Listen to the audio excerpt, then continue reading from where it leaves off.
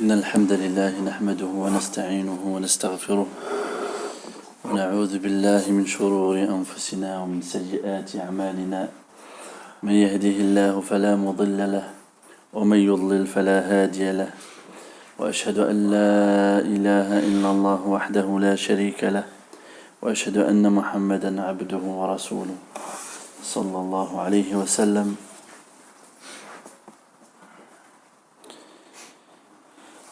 قد ذكرنا أننا نؤمن بأن الله عز وجل عالي على خلقه بذاته وصفاته، لقوله تعالى: وهو العلي العظيم، وقوله: وهو القاهر فوق عباده، وهو الحكيم الخبير.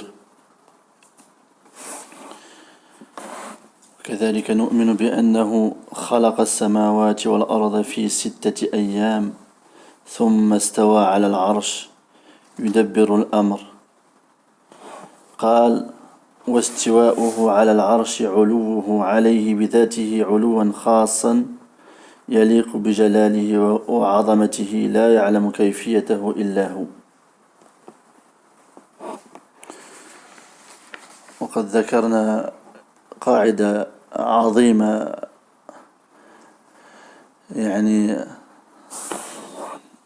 وهي التي ذكرها الإمام مالك عندما سئل عن الاستواء، فقال: الاستواء معلوم، والكيف مجهول، والإيمان به واجب، والسؤال عنه بدعة. وقلنا أنه يقال ذلك في جميع الصفات الإلهية. Donc, la semaine dernière, nous avons évoqué un point très important de notre aqida, de notre croyance. C'est que nous croyons qu'Allah Azza wa Jal est élevé au-dessus de toutes ses créatures, de par son essence, et élevé aussi de par ses faits, ses attributs. Et ceci, de par la parole d'Allah Ta'ala, wa huwa al-'aliyyul 'azim, et c'est lui l'élevé, l'immense, et aussi sa parole, et c'est lui le dominateur suprême au-dessus de ses serviteurs, et c'est lui le sage, le parfaitement connaisseur. Et donc, aussi on avait évoqué que parmi les croyances des gens de la Sunna et du groupe, c'est que nous croyons qu'Allah subhanahu wa ta'ala, il a créé les cieux et la terre en 6 jours, puis ensuite il s'est élevé au-dessus de son trône et il gère l'affaire entière. Et donc il dit, Cheikh Ibn Uthaymin, que le fait qu'Allah subhanahu wa ta'ala il s'est élevé au-dessus de son trône, il dit qu'il s'est élevé de par son essence, c'est lui-même qui s'est élevé d'une élévation qui lui est spécifique et qui sied ou qui convient à sa majesté, à sa grandeur, et il n'y a que lui qui connaît son comment.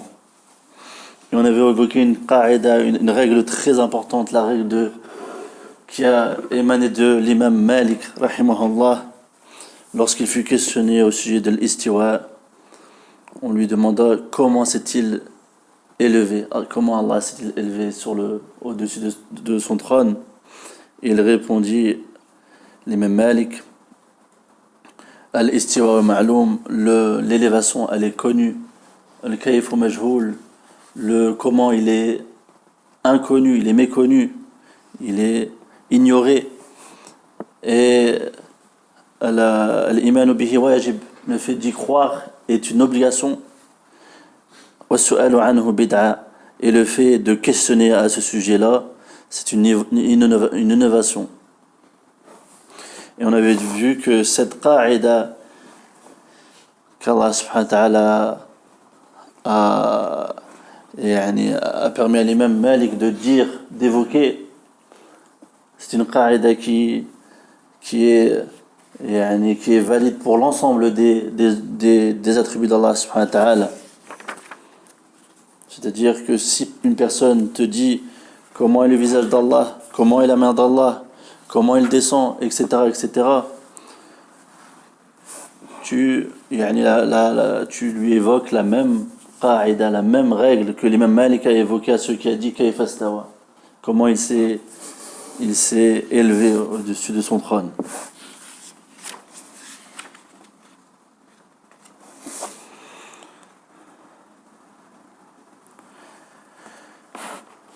Donc on continue dans le sharh. قال ابن عثيمين رحمه الله: أما أهل البدع فيقولون استوى بمعنى استولى وملك وقهر. وقال أن هذا هذا التفسير خلاف ظاهر اللفظ، وما كان خلاف ظاهر اللفظ فإنه لا يجوز العدول عنه إليه إلا بدليل. وكذلك أنه خلاف إجماع السلف، فما من أحد من السلف قال استوى على العرش أي ملكه أو قهره إطلاقا. وكذلك هذا قال يقتضي أن يكون العرش ملكا لغير الله ثم ملكه بالمغالبة. Et donc certains, on avait déjà vu la référence des gens de la sunna du groupe, c'est qu'ils prennent les textes du Coran, la sunna dans leur sens apparent, dans la langue arabe.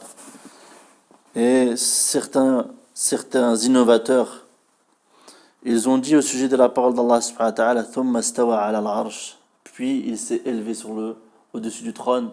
Ils ont dit bima'na stawla, dans le sens istawla, ce qui veut dire s'emparer. Bima'na stawla, wa malaka, il l'a possédé, wa qahara, c'est-à-dire qu'il l'a dominé. Et il dit, le Cheikh Ibn Uthaymin, en réponse à cette parole qui est caduque, qui est nulle, qui est invalide, il dit que ceci contredit ce tafsir, cette explication, elle contredit le sens apparent du texte de istawa, c'est-à-dire de l'élévation. Et il dit que ce qui est contraire au sens apparent du terme, alors il n'est pas permis de prendre autre que son sens, sauf avec une preuve. Et donc ici, il n'y a pas de preuve. Il n'y a pas de preuve, il n'y a pas comme il va dire le cheikh, il n'y a pas de parole des savants qui disent que istawa bima'na istawla. Il n'y a aucune preuve des salaf salih. Et donc il n'est pas permis de se détourner du sens apparent du terme, c'est-à-dire istawa bima'na ala, wartafa'a, il s'est élevé. Dans son sens apparent dans la langue arabe, istawa, c'est-à-dire ala, c'est-à-dire il s'est élevé. Et donc, comme il n'y a aucune preuve, aucune parole des salaf salih, aucune parole du prophète sallallahu alayhi wa sallam, etc., aucune preuve qui indique que le sens de istawa, le sens de s'élever, c'est istawla, s'emparer, alors ceci montre que cette parole est caduque, cette parole est nulle, cette parole est invalide. Ce tafsir, cette explication de la parole d'Allah subhanahu wa ta'ala, elle n'est pas valide. Et aussi il dit que c'est le fait d'expliquer istawa par istawla, ceci contredit le consensus des pieux prédécesseurs. Et il dit qu'il n'y a pas un seul parmi les pieux prédécesseurs qui a dit istawa ala al-arsh, il s'est élevé au-dessus du trône. Il n'y a personne qui a dit que ceci voulait dire que il l'a possédé ou il l'a dominé. Il n'y a aucun parmi les salafs qui a dit ça. Et aussi il dit que le fait d'expliquer istawa par istawla, c'est-à-dire s'emparer, ceci revient à dire que le trône était une possession d'un autre qu'Allah subhanahu wa ta'ala, et puis qu'Allah subhanahu wa ta'ala l'a possédé par la force. Donc on voit que l'explication des gens de l'innovation de ce verset, de istawa par istawla, s'emparer, cette explication n'est pas valide. Et aussi il dit أن هذا مخالف كذلك للغة العربية فلم تأتي استوى في اللغة العربية بمعنى استولى أبدا. Et aussi il dit que ceci est contraire ou s'oppose à la langue arabe. Et il dit que stawa, c'est-à-dire Allah subhanahu wa ta'ala, yani s'élever, irtafa'a wa ala, istaqarra aussi. Il dit que ça, il n'y a pas dans la langue arabe, yani le sens yani de stawa, il n'a jamais été évoqué comme étant istawla. C'est-à-dire que dans la langue arabe, istawa, ceci ne veut pas dire istawla. Il n'y a rien qui a été apporté dans les dictionnaires arabes, etc., comme quoi istawa voulait dire istawla. Donc ceci pour réfuter la parole des gens de l'innovation, qui renie en fait l'élévation d'Allah subhanahu wa ta'ala, qu'Allah subhanahu wa ta'ala ali. Et donc nous avons vu qu'Allah subhanahu wa ta'ala a créé les cieux et la terre en 6 jours, puis ensuite il s'est élevé au-dessus de son trône, et comme on a vu, Allah subhanahu wa ta'ala a dit Allah azza n'a pas été touché par la fatigue. Nous croyons, les gens de la sunna, qu'Allah subhanahu wa ta'ala n'est pas touché par la fatigue, et aussi qu'Allah subhanahu wa ta'ala n'a besoin de rien. Ce sont ces créatures qui ont besoin d'Allah subhanahu wa ta'ala, et donc Allah subhanahu wa ta'ala n'a pas besoin de son Allah subhanahu wa ta'ala n'a pas besoin de son trône. Et donc on passe à la suite. وَنُؤْمِنُ بِأَنَّهُ تَعَالَى مَعَ خَلْقِهِ وَهُوَ عَلَى عَرْشِهِ يَعْلَمُ أَحْوَالَهُمْ وَيَسْمَعُ أَقْوَالَهُمْ وَيَرَى أَفْعَالَهُمْ وَيُدَبِّرُ أُمُورَهُمْ وَيَرْزُقُ الْفَقِيرَ وَيَجْبُرُ الْكَثِيرَ ويؤتي الملك من يشاء وينزع الملك ممن يشاء ويعز من يشاء ويذل من يشاء بيده الخير وهو على كل شيء قدير. ومن كان هذا شأنه كان مع خلقه حقيقة وإن كان فوقهم على عرشه حقيقة ليس كمثله شيء وهو السميع البصير. Et donc l'imam Ibn Uthaymin rahimahullah a dit, et nous croyons qu'Allah Ta'ala est avec ses créatures alors qu'il est au-dessus de son trône. Il est en même temps au-dessus de son trône. On expliquera qu'il est, al-ma'iyya. Donc il dit le cheikh que nous croyons qu'Allah Ta'ala il est avec ses créatures alors qu'il est en même temps au-dessus de son trône. On expliquera, Inch'Allah.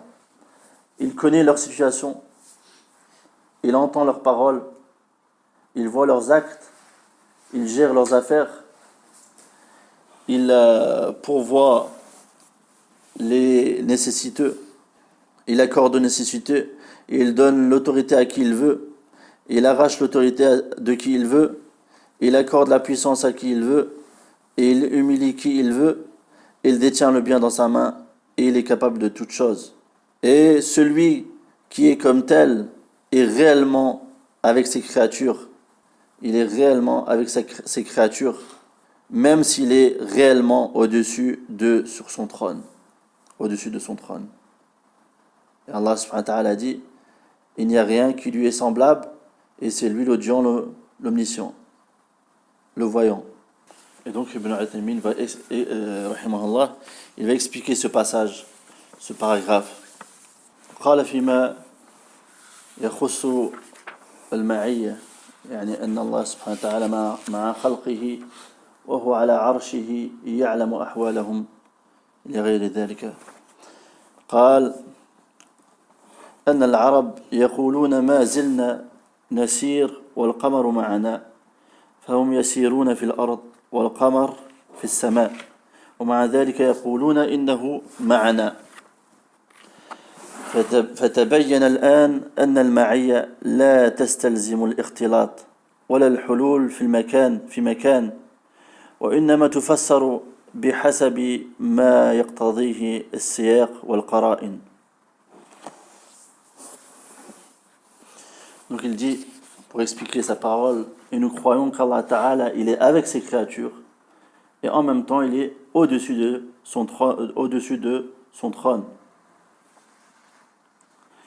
Il dit que les Arabes, ils disent, nous ne cessons de cheminer alors que nous ne cessons de cheminer, c'est-à-dire en voyage, et la lune est avec nous, c'est-à-dire qu'elle ne se sépare pas du voyageur. Elle est tout le temps avec le voyageur dans son voyage. Et donc il dit le cheikh qu'il chemine sur terre et la lune est dans le ciel, et avec cela ils disent quand même que la lune est avec nous. Et il dit que ceci clarifie maintenant al-ma'iyya, c'est-à-dire c'est un terme en arabe al-ma'iyya qui veut dire qu'Allah subhanahu wa ta'ala il est avec nous, dans le sens de l'accompagnement, qu'Allah subhanahu wa ta'ala est avec.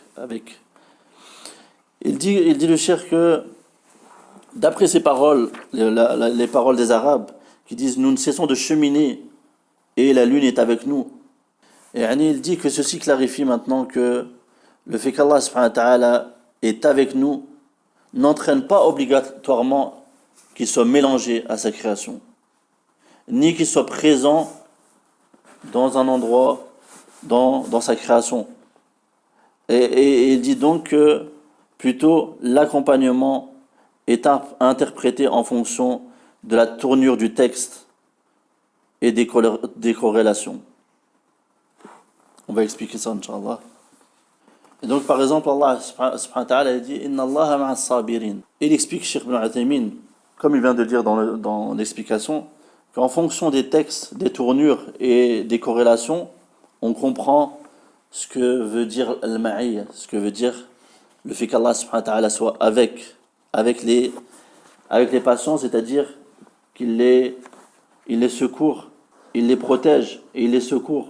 Et dans la parole d'Allah subhanahu wa ta'ala, wa huwa ma'akum aynama kuntum, et il est avec vous où que vous soyez. Il dit donc le Cheikh Ibn Uthaymin que dans ce verset, al-ma'iyya, le fait qu'Allah subhanahu wa ta'ala soit avec nous, comme on a vu, ceci n'implique pas qu'Allah subhanahu wa ta'ala est mélangé à sa création, mais ceci démontre ou clarifie qu'Allah subhanahu wa ta'ala cerne sa création. Allah subhanahu wa ta'ala cerne sa création, c'est-à-dire qu'il les voit, qu'il connaît leur situation, qu'il entend leurs paroles, qu'il les voit. Et aussi dans la parole d'Allah subhanahu wa ta'ala, La takhafa innani ma'akuma asma' wa ara. N'ayez pas peur, je suis avec vous deux, je vois, j'entends et je vois. Il dit que ceci a le sens al-ma'iyya, c'est-à-dire le fait qu'Allah subhanahu wa ta'ala soit avec Moussa et Haroun, dans le sens qu'il les secourt et qu'il les aide.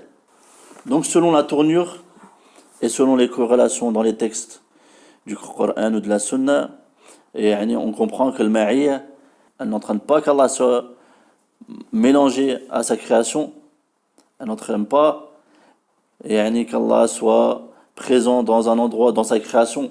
قال ومن كان هذا شأنه كان مع خلقه حقيقة وإن كان فوقهم على عرشه حقيقة. قال ولا مانع وليس في هذا أي تناقض ولا أي وصف لا يليق بالله إذ الذي لا يليق بالله أن نفهم من المعية الاختلاط والحلول في المكان كما قالت الجهمية ولهذا لما ظهر هذا القول المبتدع الضال صار السلف يقولون هو معنا بعلمه ففسروا المعية بلازمها وهو العلم على أن لازم المعية ليس العلم فقط كما صرح بذلك ابن كثير رحمه الله في التفسير وصرح به أيضا ابن رجب رحمه الله في جامع العلوم والحكم بل هو معنا بعلمه وسمعه وبصره وسلطانه وقدرته وربوبيته وغير ذلك من معاني الربوبية لكن فسرها من فسرها من السلف بالعلم ردا على الجهمية الذين قالوا هو معنا بذاته في مكاننا كذلك قال عبد الله بن المبارك رحمه الله قال ولا نقول كما يقول الجهمية إنه معنا ها هنا وأشار إلى الأرض والأثر يعني رواه البيهقي في الأسماء والصفات. Et donc il dit, le cheikh, et celui qui يعني dans le paragraphe qu'on vient de lire, dans la fin du paragraphe, Cheikh Ibn Uthaymin a dit, et celui qui est comme tel, c'est-à-dire qui voit, qui connaît la situation de ces créatures, qui voit, qui entend leurs paroles, qui voit leurs actes, etc., qui gère leurs affaires.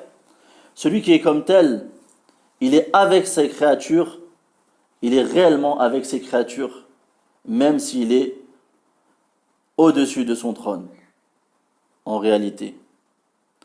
Il explique, Cheikh Ibn Uthaymin, cette parole-là, et il dit qu'il n'y a pas d'empêchement à dire cela, et il n'y a pas de contradiction dans cette parole, et il n'y a aucune description qui ne convient pas à Allah subhanahu wa ta'ala dans cette parole, mais il dit plutôt ce qui ne convient pas à Allah subhanahu wa ta'ala, c'est qu'on comprenne de al-ma'iyya, le fait qu'Allah, l'accompagnement, le fait qu'Allah subhanahu wa ta'ala soit avec ses créatures, qu'on comprenne qu'il y a un mélange, l'irtilat, ou une mixité, qu'Allah soit mélangé à sa création.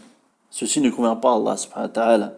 Ou qu'on comprenne qu'il soit présent dans un endroit, dans sa création, c'est-à-dire, comme le disent Al-Jahmiyya. Et c'est pour cela que lorsque cette parole est innovée, de dire qu'Allah subhanahu wa ta'ala est mélangé à sa création, ou Allah il est sur terre, c'est pour cela que lorsque cette parole innovée, cette parole égarée est apparue, les pieux prédécesseurs ont commencé à dire Huwa ma'ana bi'ilmihi, il est avec nous de par sa science, avec sa science.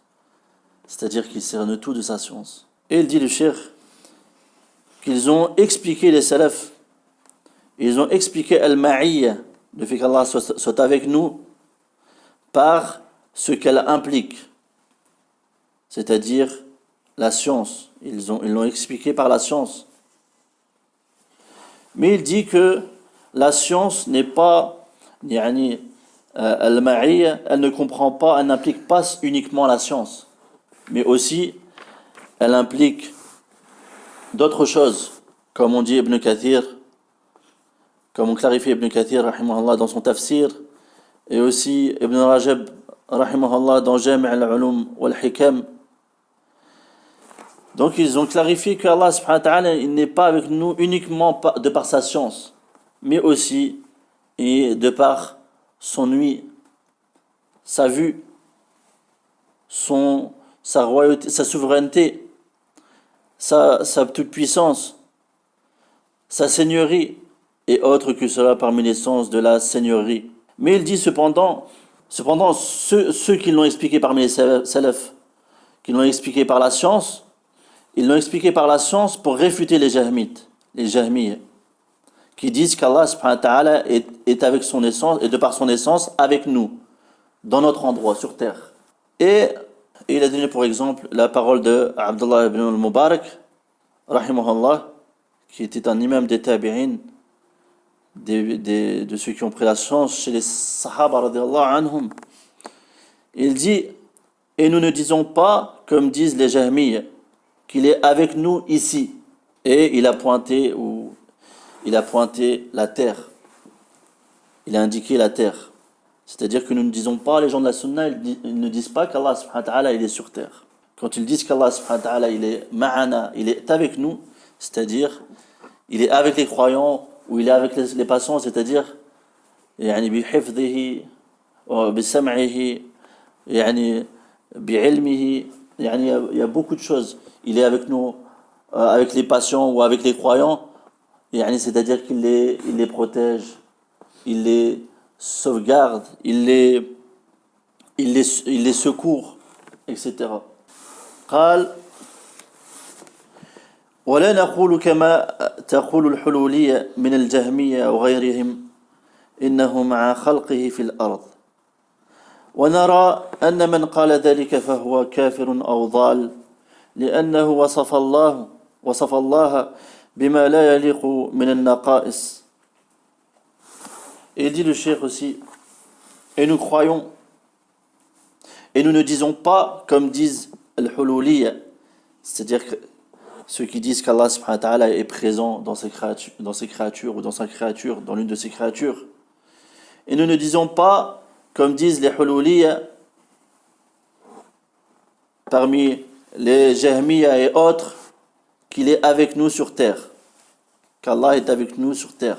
Donc nous ne disons pas ça, les gens de la sunna. Et nous voyons que celui qui dit ça, ou nous avons pour avis que celui qui dit ça n'est pas croyant, il est mécréant ou égaré. Car il a décrit Allah par une chose qui ne lui convient pas. Il a décrit Allah subhanahu wa ta'ala par des manquements qui ne lui conviennent pas. قال كافر إن بلغته الحجة وقال ضال إن لم يكن كذلك. Et il dit, pour expliquer sa parole, il dit qu'il est en fait mécréant, celui qui dit ça, qu'Allah subhanahu wa ta'ala est présent dans sa création sur terre. Il dit qu'il est mécréant si la preuve lui est parvenue, si l'argument lui est parvenu. Et il dit qu'il est égaré si la preuve ou l'argument ne lui est pas parvenu. Et وقال فإن قال قائل أليس الله تعالى يقول ولقد خلقنا الإنسان ونعلم ما توسوس به نفسه ونحن أقرب إليه من حبل الوريد إذ يتلقى المتلقيان والإنسان يشمل المؤمن والكافر والعابد وغير العابد والداعي وغير الداعي. قلنا إن شيخ الإسلام رحمه الله يقول نحن أقرب إليه بملائكتنا لأنه قيد القرب بقوله تعالى إذ يتلقى المتلقيان. ولكن يرد على هذا أن يقال كيف يضيف الله القرب إليه والمراد قرب الملائكة أو قرب ملائكته. قلنا لا غرابة كما أضاف القراءة إليه والمراد قراءة ملائكته. قال تعالى لرسوله صلى الله عليه وسلم لا تحرك به لسانك لتعجل به إن علينا جمعه وقرآنه فإذا قرأناه فاتبع قرآنه.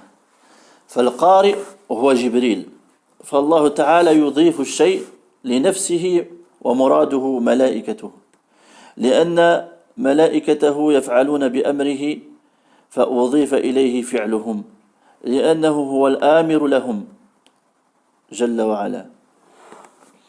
Et donc il pose un sujet, Cheikh Ibn Uthaymin. Allah subhanahu wa ta'ala a dit selon le sens, il dit, n'est-ce pas qu'Allah subhanahu wa ta'ala a dit, et nous avons certes créé l'homme ou l'humain, et nous savons ce que sa propre âme lui insuffle, et nous sommes plus près de lui que sa veine jugulaire. Lorsque les deux anges écrivent. Et donc il dit, le Cheikh Ibn Uthaymin, que dans cette parole, l'humain ou l'homme, il englobe le croyant comme le non-croyant, l'adorateur comme le non-adorateur, le prêcheur comme le non-prêcheur. Et il dit, Cheikh Ibn Uthaymin, que certes, Cheikh l'Islam Ben Taymiyyah, rahimahullah, a dit, au sujet de ces versets, il dit, Nahnu aqrabu ilayhi bimalaikatina. Il dit, c'est-à-dire, ceci, le sens du verset, c'est qu'Allah subhanahu wa ta'ala, il est plus proche de son serviteur de par ses anges. Car Allah subhanahu wa ta'ala, dans le verset suivant, إِذْ يَتَلَقَّى الْمُتَلَقِّيَانِ, il a spécifié la proximité en disant إِذْ يَتَلَقَّى الْمُتَلَقِّيَانِ, c'est-à-dire lorsqu'Allah subhanahu wa ta'ala a évoqué les deux anges qu'ils écrivent, l'ange de gauche et de droite. Et c'est aussi le tafsir des salafs, c'est-à-dire que ce sont les anges qui sont plus proches de la personne que la veine jugulaire, et non Allah subhanahu wa ta'ala. Et on a vu que ceci a le sens de l'maïa, c'est-à-dire qu'Allah subhanahu wa ta'ala, il sait ce qu'ils font, il entend ce qu'ils font, il connaît leur situation, etc.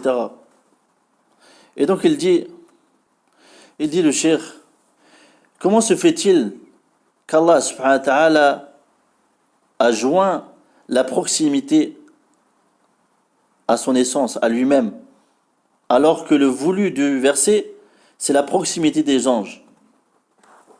Il dit le cheikh en réponse, il n'y a point d'étrangeté dans cela. Et ceci est à l'exemple de ce qu'Allah subhanahu wa ta'ala a évoqué. Il a joint la récitation à lui-même, alors que le sens voulu, c'était la récitation de ses anges. Allah subhanahu wa ta'ala a dit à son messager d'Allah, au messager d'Allah subhanahu wa ta'ala, ne remue pas ta langue pour hâter sa récitation. Certes, son rassemblement nous incombe, ainsi que la façon de le réciter. Et si nous le lisons, alors suis sa récitation. Il dit le Cheikh Ibn Uthaymin que celui qui récite, c'est Jibril dans le verset. Et Allah subhanahu wa ta'ala, il a joint la récitation à sa propre personne, à Allah subhanahu wa ta'ala, alors que le sens, c'était la récitation de Jibril. Il dit car les anges, ils font ce qu'Allah subhanahu wa ta'ala leur ordonne. Ils agissent selon le commandement d'Allah subhanahu wa ta'ala. Et c'est pour cela qu'Allah subhanahu wa ta'ala, il s'est joint lui-même à leurs actes. Car c'est lui, Allah subhanahu wa ta'ala, qui leur commande ces actes-là. C'est lui, Jalla wa ala, qui commande ces actes aux anges. Donc ceci prouve que, dans le verset précédent, ceci prouve que ce sont les anges qui sont proches d'Allah, des serviteurs d'Allah subhanahu wa ta'ala, qui sont proches de la veine jugulaire. Et non pas Allah subhanahu wa ta'ala, bidatihi, c'est-à-dire de par son essence. Allah subhanahu wa ta'ala, il est au-dessus de son trône. قال ونؤمن بما أخبر به عنه رسوله صلى الله عليه وسلم أنه ينزل كل ليلة إلى السماء الدنيا حين يبقى ثلث الليل الأخير فيقول من يدعوني فأستجيب له ومن يسألني فأعطيه ومن يستغفرني فأغفر له.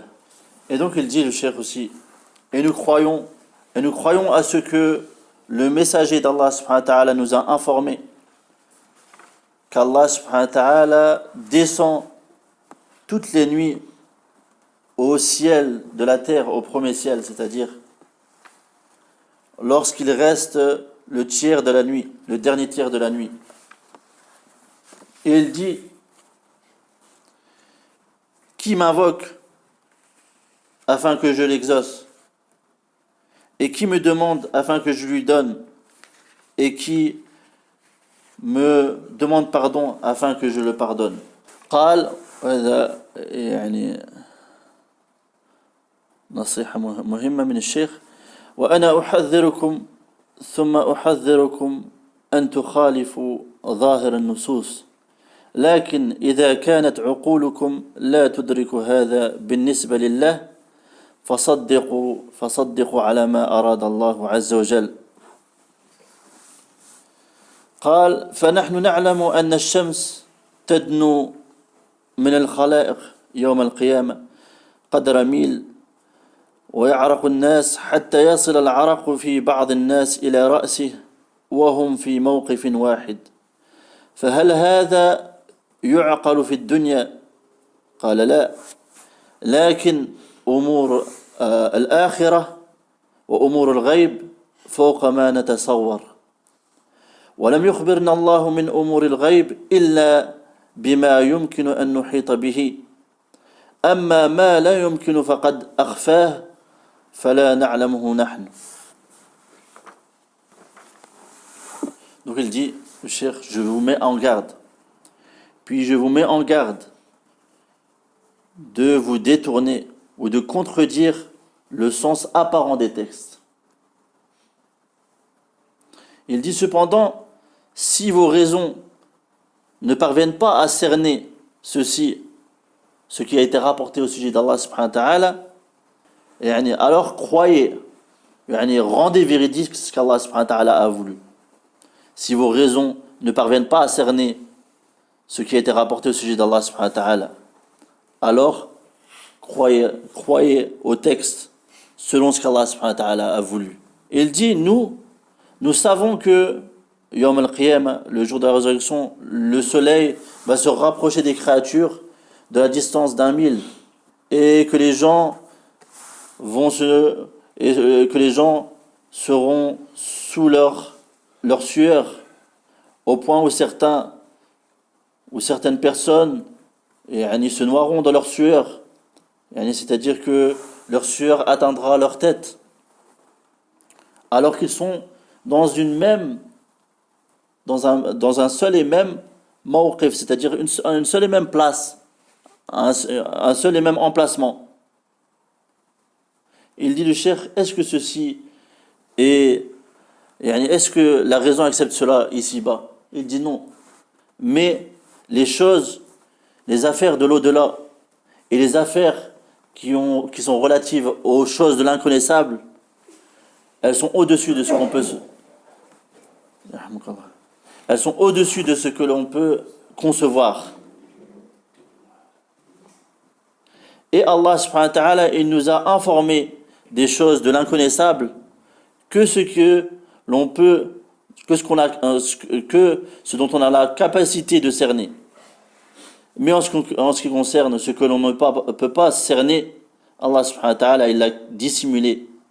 Et nous ne le savons pas. Et donc nous, les gens de la sunna, on prend les textes du Coran et de la sunna selon leur sens apparent. قال ونؤمن بأنه سبحانه وتعالى يأتي يوم المعاد للفصل بين العباد لقوله تعالى كلا إذا دكت الأرض دكا دكا وجاء ربك والملك صفا صفا وجيء يومئذ بجهنم يومئذ يتذكر الإنسان وأنى له الذكرى ونؤمن بأنه تعالى فعال لما يريد. Et donc aussi le point suivant de la croyance, et nous croyons qu'Allah subhanahu wa ta'ala, il viendra le jour du rassemblement, le jour de la résurrection, pour trancher entre ses serviteurs, pour juger entre ses serviteurs, et ceci de par la parole d'Allah subhanahu wa ta'ala. Non, quand la terre sera aplanie et que ton Seigneur viendra ainsi que les anges rang par rang et on amènera ce jour-là à l'enfer, l'homme se rappellera en ce jour, mais à quoi lui servira ce rappel? Et donc, ce jour-là, Allah subhanahu wa ta'ala viendra pour trancher entre ses serviteurs et chaque ange, les cieux vont se vider de leurs anges. Et donc, les anges du premier ciel, du deuxième ciel, jusqu'au septième ciel vont se mettre en rang, c'est-à-dire en 7 rangées. Et Allah subhanahu wa ta'ala fera venir l'enfer. Il sera traîné par 70 000. Et il sera apporté avec 70 000 brides, tiré chaque bride par 70 000 anges. Ça fait 4 milliards 900. Ça fait 4 milliards 900, il dit le 4 milliards 900 millions. 11. Hein 11. 900 millions. 4 milliards 900 anges. 4 milliards 900 millions, ouais. Qui tirent le jannah. C'est juste C'est juste, Inch'Allah. 70 000 fois 70. 70 000 fois 70 000. قال ونؤمن بأنه تعالى فعال لما يريد. Et nous croyons qu'Allah subhanahu wa ta'ala est celui qui fait parfaitement ce qu'il veut. قال ونؤمن بأن إرادته تعالى نوعان كونية يقع بها مراده ولا يلزم أن يكون محبوبا له وهي التي بمعنى المشيئة كقوله تعالى ولو شاء الله ما اقتتلوا ولكن الله يفعل ما يريد وشرعية لا يلزم بها وقوع المراد ولا يكون المراد فيها إلا محبوبا له كقوله تعالى والله يريد أن يتوب عليكم. Et donc nous croyons qu'Allah subhanahu wa ta'ala il fait parfaitement ce qu'il veut. Et nous croyons donc aussi que sa volonté, al-irada, elle est de deux sortes. Kawniyya ou shar'iyya. Kawniyya c'est-à-dire universelle et shar'iyya c'est-à-dire légiférée ou religieuse, diniyya. Et donc il explique Cheikh Ibn Uthaymin قال يقع بها مراده ولا يلزم أن يكون محبوبا فقد تكون فيما يحب وما لا يحب فمثلا المعاصي هي مرادة لله كونا لكنها ليست محبوبة لله تعالى والطاعات إذا فعلها العبد هي مرادة لله كونا وهي محبوبة لله تعالى إذن الإرادة الكونية يقع بها المراد ولا يمكن أن يتخلف لأنه تعالى فعال لما يريد ولا يلزم أن يكون المراد بها محبوبا لله عز وجل فقد يريد ما لا يحبه. Donc il dit, le cheikh, en résumé, la volonté universelle, c'est la volonté d'Allah subhanahu wa ta'ala avec laquelle, qui englobe ce qu'Allah subhanahu wa ta'ala aime comme ce qu'il n'aime pas.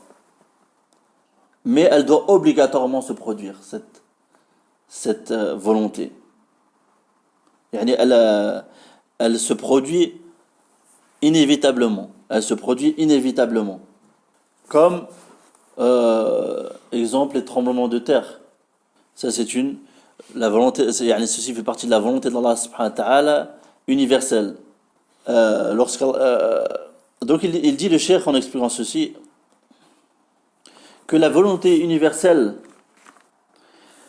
il se peut qu'elle soit dans les choses qu'Allah subhanahu wa ta'ala aime, comme les choses qu'Allah subhanahu wa ta'ala n'aime pas. Exemple, les péchés. Allah subhanahu wa ta'ala, il les veut de manière universelle. Mais il ne les aime pas. Il n'aime pas les péchés. Il n'aime pas qu'on pêche, qu'on fasse des péchés. Et en ce qui concerne les obéissances, si le serviteur fait des obéissances, des ta'at, c'est-à-dire des obéissances, elles sont voulues par Allah subhanahu wa ta'ala de manière universelle et elles sont aimées par Allah ta'ala. C'est-à-dire que la volonté universelle, yani, Allah subhanahu wa ta'ala, comme disent les salafs, et ils disaient, yani, pareil pour les savants, لا يقع في ملك الله ما لا يقع في ملك الله إلا ما يريده أو لا يقع في ملك الله ما لا يريده. Dans le royaume d'Allah subhanahu wa ta'ala, il n'y a que ce qu'Allah subhanahu wa ta'ala veut qui se produit. Ou ils disent aussi, dans le royaume d'Allah subhanahu wa ta'ala, il n'y a rien qu'Allah subhanahu wa ta'ala ne veuille pas. يعني لا يقع في ملك الله ما لا يريده. Ce qu'Allah subhanahu wa ta'ala ne veut pas, il ne se produit pas dans le royaume d'Allah subhanahu wa ta'ala. C'est-à-dire que les péchés, etc., le shirk, etc., c'est quelque chose qui est voulu d'Allah subhanahu wa ta'ala, mais qu'Allah n'aime pas. Ceci fait partie de la volonté universelle, al-irada al-kawniyya, qui est en fait le mashi'a. Donc la volonté universelle, c'est tout ce qu'Allah subhanahu wa ta'ala veut et qui se produit, mais ceci n'oblige pas que Allah subhanahu wa ta'ala, ceci n'implique pas qu'il l'aime obligatoirement. Il peut l'aimer comme il peut ne pas l'aimer. Tandis que la volonté shar'iyya, religieuse ou légiférée, il dit le cheikh que elle ne se produit pas obligatoirement. Il se peut que la volonté d'Allah subhanahu wa ta'ala se produise, comme il se peut qu'elle ne se produise pas. Yani, dans le sens que Allah subhanahu wa ta'ala, par exemple, il veut que ses serviteurs, que sa création prie, exemple, ou soit musulman. Mais cette volonté d'Allah subhanahu wa ta'ala, elle se produit chez certains et elle ne se produit pas chez certaines personnes. Mais cette volonté légiférée, elle est aimée d'Allah subhanahu wa ta'ala. C'est-à-dire que c'est une chose qui ne peut qu'être aimée d'Allah subhanahu wa ta'ala. Pas comme dans la volonté kawniyya universelle, où il se peut que ce soit des choses qu'Allah subhanahu wa ta'ala n'aime pas, mais il les veut. قال فهي عكس الإرادة الكونية تماما لا يلزم بها وقوع المراد بل قد يريد الله الشيء شرعا ولا يقع ولا يكون فيها إلا محبوبا لله فهي ترادف المحبة فلا يمكن أن يريد الله من عباده شرعا ما يكرهه أبدا بل ما يكرهه الله قد حرمه على عباده مثال ذلك قوله تعالى والله يريد أن يتوب عليكم. Il dit, le cheikh, au sujet de la volonté légiférée al-shar'iyya, qu'elle est le contraire, elle est complètement contraire à la volonté universelle. Et il dit donc que la volonté d'Allah subhanahu wa ta'ala, cette volonté, elle n'exige pas que la volonté d'Allah subhanahu wa ta'ala se produise. Il dit plutôt que il se peut qu'Allah subhanahu wa ta'ala veuille une chose légiférée, mais qu'elle ne se produise pas. Et il dit que dans cette volonté, elle est uniquement aimée d'Allah subhanahu wa ta'ala. C'est-à-dire que ce qu'Allah subhanahu wa ta'ala veut de manière légiférée ne peut être qu'une chose qu'Allah aime. Et il dit que, donc il dit Cheikh Ibn Uthaymin, qu'il ne se peut pas qu'Allah subhanahu wa ta'ala veuille une chose à ses serviteurs de manière légiférée et qu'en même temps Allah déteste cette chose. Jamais. Plutôt, ce qu'Allah subhanahu wa ta'ala déteste, il l'a interdit à ses serviteurs. Et il dit, en exemple pour cette volonté légiférée, il y a la parole d'Allah subhanahu wa ta'ala, Wallahu yuridu an yatuba alaykum. Et Allah veut accueillir votre repentir. C'est une chose qu'Allah aime. Mais sa volonté, elle se produit chez certaines personnes et elle ne se produit pas chez d'autres. Donc il y a une différence entre l'irada al-kawniyya ou l'irada al-shar'iyya. La volonté universelle et la volonté légiférée. Donc on va faire un dernier point. وَنُؤْمِنُ بِأَنَّ مُرَادَهُ الْكَوْنِيِّ وَالشَّرْعِيِّ تابع لحكمته فكل ما قضاه كونا أو تعبد به خلقه شرعا فإنه لحكمة وعلى وفق الحكمة سواء علمنا منها ما نعلم أو تقاصرت عقولنا عن ذلك أليس الله بأحكم الحاكمين ومن أحسن من الله حكما لقوم يوقنون. Et donc il dit, et ça c'est quelque chose de très important, il dit que nous croyons, nous les gens de la Sunna et du groupe, que ce qu'Allah subhanahu wa ta'ala veut de manière universelle ou de manière légiférée, il est régi par la sagesse. C'est-à-dire qu'Allah subhanahu wa ta'ala il fait des choses avec sagesse.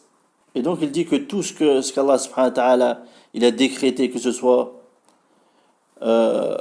universellement ou religieusement, il a une sagesse, il est régi par une sagesse, il suit la sagesse, que nous sachions cette sagesse ou non, ou que nos raisons ne puissent pas cerner cette sagesse, il y a une sagesse, que nous la connaissions ou non. قال وهذا ونؤمن بأن مراده الكوني والشرعي تابع لحكمته وهذا مهم فما أراده الله تعالى كونا أو شرعا فإن الحكمة تقتضيه لأن مراده تابع لحكمته ودليل ذلك قوله تعالى وما تشاءون إلا أن يشاء الله إن الله كان عليما حكيما ففي هذا إشارة إلى أن مشيئة الله تابعة لحكمته. Il dit donc le cheikh que nous croyons que sa volonté universelle est légiférée et régie par la sagesse d'Allah subhanahu wa ta'ala. Il dit que c'est une chose importante. De savoir ça, c'est une chose importante. Et donc il dit que ce qu'Allah subhanahu wa ta'ala a voulu de manière légiférée ou de manière universelle, alors certes, il y a une sagesse qui implique cela. Car la volonté d'Allah subhanahu wa ta'ala est régie par sa sagesse, la sagesse d'Allah subhanahu wa ta'ala. Et la preuve pour cela, au sujet de cela, c'est la parole d'Allah subhanahu wa ta'ala. Et vous ne saurez vouloir si ce n'est si Allah veut. Et certes, Allah est parfaitement connaisseur et sage. Il dit que dans ce verset, ce verset indique que la volonté d'Allah subhanahu wa ta'ala, elle est régie par sa sagesse. Donc on ne dit pas qu'Allah subhanahu wa ta'ala fait une chose sans sagesse. قال يجب علينا أن نعلم علم اليقين أن الله تعالى لا يقدر شيئا إلا لحكمة حتى وإن كان ظاهره أنه ضرر علينا فهو لحكمة فمثلا الفيضانات